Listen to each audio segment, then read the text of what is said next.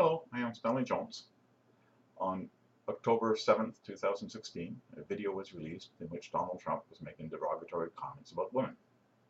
This apparently has revealed the obvious to some of the Trump supporters. Now, I want to talk about how Trump got there. Trump would never be in the current spot without support of religious fanatics. People who are willing to ignore the obvious in some blatant attempt to get control over the government. They are ferociously against separation of church and state. The interesting thing is that the same people seem to be against Muslims who also oppose separation of church and state. So they are acting like the people they claim to most want to separate themselves from. And that goes with the Trump phenomena as well. Trump is a vile, racist, sexist, fear-mongering, hate-mongering demagogue.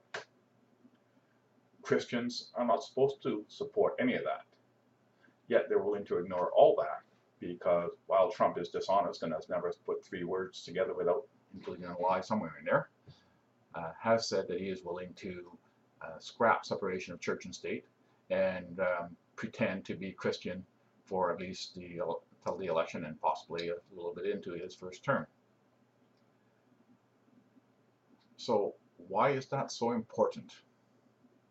Well, any Christian leaders who have backed the demagogue are going to have to face some reckoning at some point.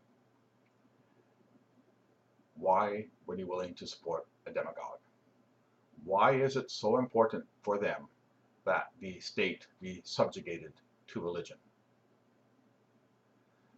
In North American society, Canada and the States, separation of church and state has more or less been taken for granted.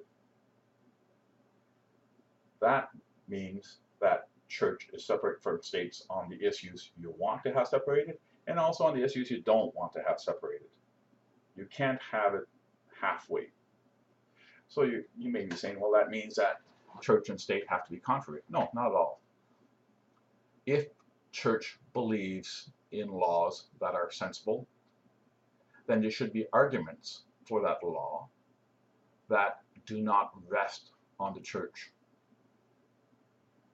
By that, I mean that if a law is reasonable, it should be reasonable for reasons of humanity and social and justice. To say that this law is required because my church leader says so doesn't carry it.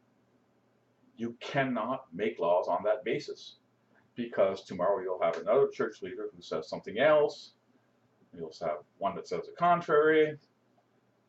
You have to base laws on facts. Now, sometimes the facts aren't obvious. That's fine. We can look for them. We can have study groups. We can have people educated in the field that the law is going to address. And they can make recommendations, and then the government can decide to pass the law. And we have no issue with church leaders or churchgoers or Christians or whatever lobbying the government to try and persuade one way or another. But the final decision has to be made not on the number of people protesting, not on the fervor of the people protesting, not on the religious teachings of one religious leader or another. It's got to be based on facts. It's got to be based on social construct, historical research, social research, legal research, biological research, chemistry research, scientific research of any kind. That is what these laws have to be based on. Now, all that research can be interpreted, and that's fine. We can have lobby groups that help decide who should be on the deciding committees, preferably bipartisan or multi-partisan committees would look into any laws that the government is thinking of enacting or changing. fundamentals of the law cannot be church. The fundamental of the law have to be based in reality. If they agree with the church, that is fine, and the church can well lobby for that.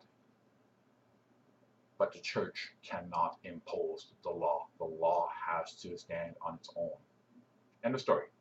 And if religions were willing to face that and accept that fact, then the Trump phenomena would never have occurred. Thank you.